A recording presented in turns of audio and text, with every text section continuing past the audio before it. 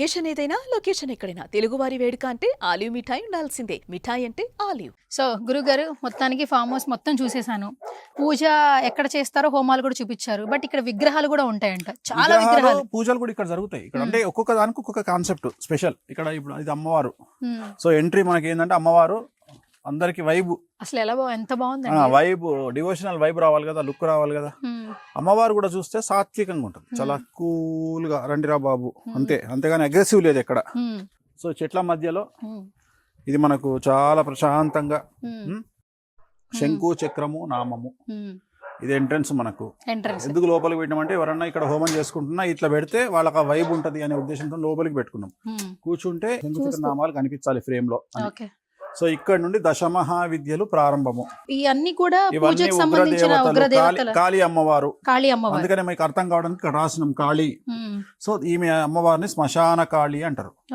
ఈ అమ్మవారు తారాదేవి. తారాదేవి అమ్మవారి చేతిలో కత్తెర ఉంటది. జనరల్ గా రెండింటికి తేడా ఏంటంటే ఈ అమ్మవారికి తేడా ఏంటంటే తారా చేతిలో కత్తెర ఉంటది. సో కత్తెర. సో ఇక్కడ కాళీ, శ్మశాన కాళీ, శ్మశాన తార. సో ఇవన్నీ నక్షత్రాలు. నక్షత్రాలా? ఇప్పుడు నువ్వు ఏ నక్షత్రంలో పుట్టినావు? నేనా శతభిష నక్షత్రం. శతభిష నక్షత్రం. సో నీకు ఇంతవరకు నీకు ఒక దేవుడు ఉంటాడు శతభిష నక్షత్రానికి అని తెలియదు కదా? తెలీదు. శతభిషం. సో ఇప్పుడు నీ దేవుడు తీయండి. ఈయన.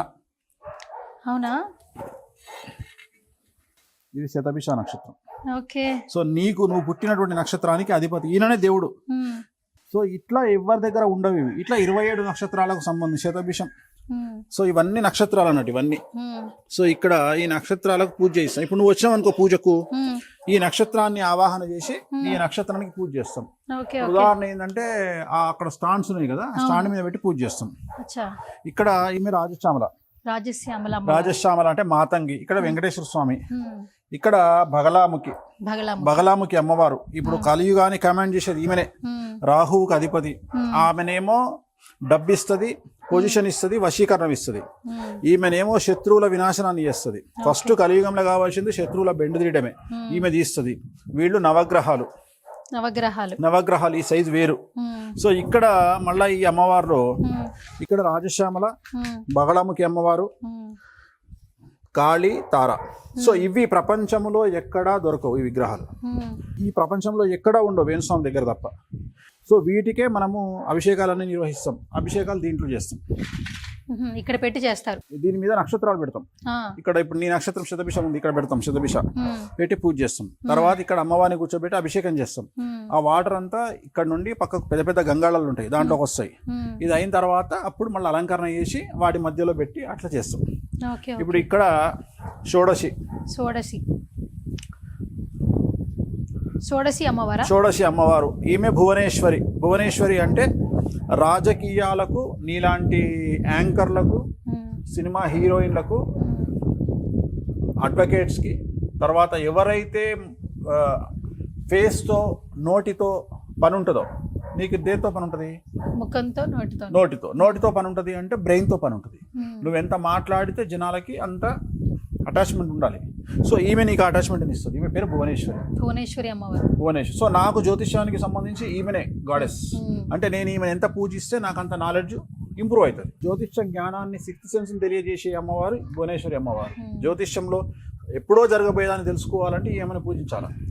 సో నెక్స్ట్ ఇప్పుడు సంచలనం తెలుగు రాష్ట్రాల్లో ఇండియా వైడ్ గా సంచలనం ఈమె.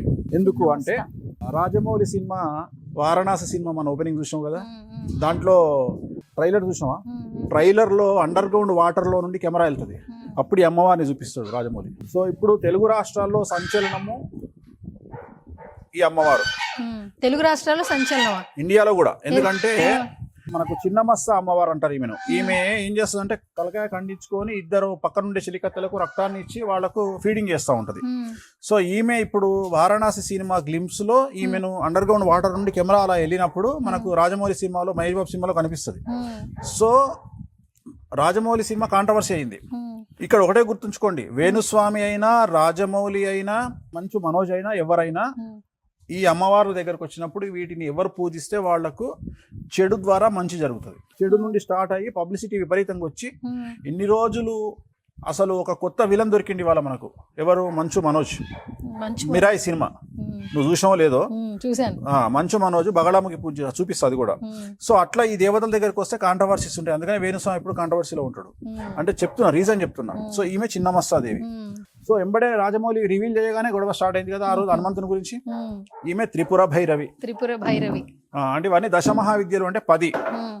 అంటే సతీదేవి దక్షయజ్ఞానికి పోయినప్పుడు సతీదేవి తండ్రి కూతుర్ని అవమానించినప్పుడు ఆమె అగ్నిలో దూకి ఆహుతి చేసుకున్నప్పుడు విష్ణుమూర్తి వదిలినటువంటి చక్రం వచ్చి ఆమెను ముక్కలు చేసినప్పుడు ఆమె శరీరంలోని అతి ముఖ్యమైనటువంటి యోని వచ్చి కామాఖ్య దేవాలయంలో పడి అది 10 ముక్కలైంది. ఆ 10 ముక్కల్ని దశమహావిద్యలు అంటారు. అవి ప్రపంచాన్ని జయించేటువంటి శక్తులు. ఇవి టోటల్ యూనివర్స్ లో దీన్ని మించిన శక్తే లేదు. అంటే శివుడి కంటే విష్ణువు కంటే బ్రహ్మ కంటే గొప్ప ఏంది అంటే శక్తి. ఆ శక్తే అమ్మవారు దశమహావిద్యలు. ఈమె ధూమావతి. జనరల్ గా ఈమె విధవ. చూడక్కడ అమ్మవారు విధవ, చాట పట్టుకొని ఉంటది. సో ఈమె సింబల్ ఏంటంటే కాకి, చాట, తర్వాత చీపురు ఈమె. సో ఈమె ఏం చేస్తుంది? చూడడానికి ఇట్టుంటది కానీ ఈమె ధనాన్ని ఇయ్యాలి, దరిద్రాన్ని పాలదోరాలి అంటే తోలుతుంది.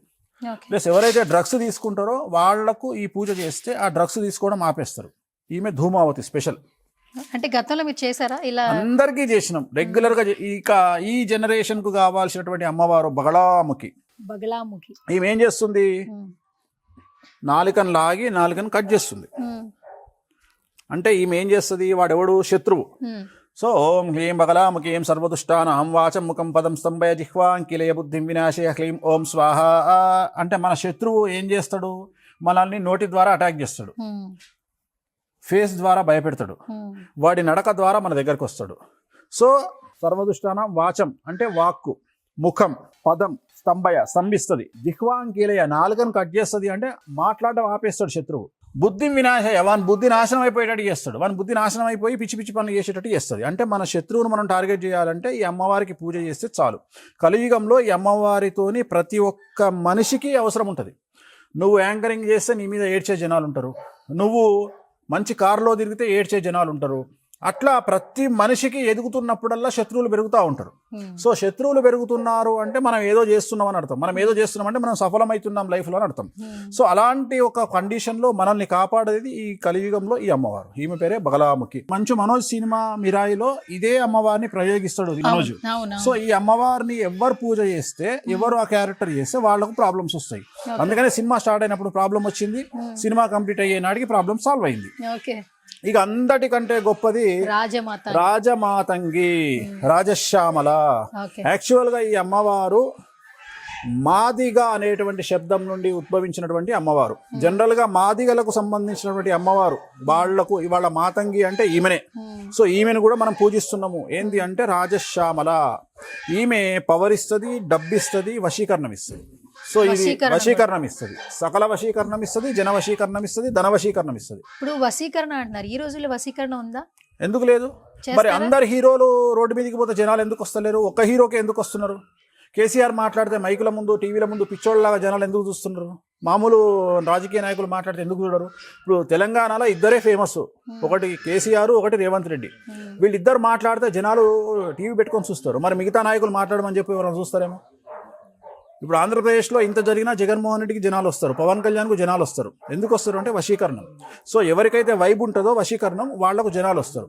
ఒక స్మృతి ఇరానీ ఉంది, ఇప్పుడు అట్లనే మన సుష్మా స్వరాజ్ ఉండేవారు. సో అట్లా కొంతమందికి వశీకరణం అంటారు. రాజశ్యామల చేసుకుంటే వశీకరణం అనేది ఏర్పడుతుంది. ఇంకా చివరికి కమలాత్మిక అమ్మవారు అంటే లక్ష్మితోని సమానం. ఈమె జనరల్ గా లక్ష్మి అంటారు, కమలాత్మిక అంటారు. సో డబ్బిస్తుంది, ఈమె ఓన్లీ డబ్బిస్తుంది. సో ఇక్కడికి దశమహావిద్యలు కంప్లీట్. ఇవి 10 అమ్మవార్లు, 10 దేవతలు. ఇక్కడ మనకు ఉన్నటువంటి దేవతలను మనం రెగ్యులర్ గా పూజ చేస్తాము. వెనకాలనే లోటస్ పాండు, ఇక్కడ హోమం చేస్తాము. సో ఇదంతా కాన్సెప్ట్. ఈ కాన్సెప్ట్ ఇక్కడ మనము భారతదేశంలో ఎవరు చేయనటువంటి కాన్సెప్ట్. అంటే ఇక్కడ ప్రత్యేకంగా ఎలాంటి పూజలు చేస్తారు ఇన్ని దశమహావిద్యల్లో? నీకు ఏది కావాలంటే అది. నువ్వు వశీకరణం కావాలనుకుంటున్నావు, నువ్వు పోటీ చేసినావు, జనాలు వశీకరణం కావాలి, నువ్వు ఎమ్మెల్యేగా పోటీ చేసినావు, మేయర్గా పోటీ చేసినావు. గురువు గారు నేను మేయర్గా పోటీ చేస్తున్నా, ఇక్కడ తీసుకొచ్చి పూజ చేస్తాం. గురువు గారు నాకు శత్రువులు ఉన్నారు, నేను ఒక న్యాయపరమైన ఇబ్బందుల్లో ఉన్నా, నాదో కోర్టుల కేసు నడుస్తుంది, నేను గెలవాలి, పూజ చేస్తాం. కొంతమంది ఈడీ కేసులలో ఇరుకుతారు, కొంతమంది పోలీస్ కేసులలో, సిబిఐ కేసులలో ఇరుకుతారు, బెయిల్ రావాలి, బెయిల్ రావడానికి ఒక పూజ. అంటే అందుకనే దేశకాలమాన పరిస్థితులు అన్నాం మనం. దేశకాలమాన పరిస్థితులను బట్టి మనకు ఈ దశమహావిద్యలు మనకు ఉపయోగపడతాయి. ఏ అమ్మవారిని దేనికి ఉపయోగించాలో మాకు తెలుసు, ఓకే. ఎలాంటి పూజలు నిర్వహించాలో మాకు తెలుసు. సో వాటిని నిర్వహిస్తాం. ఈ మధ్యన జైలుకు పోవడం అనేది తప్పుని బట్టి కాకుండా ఎదుటి వ్యక్తి పలుకుబడిని బట్టి జరుగుతుంది. అంటే ఒక వ్యక్తిని జైలుకు పంపించాలంటే ఒక 20 సంవత్సరాల కిందట వాడు నిజంగా తప్పు చేసి ఉండాలి.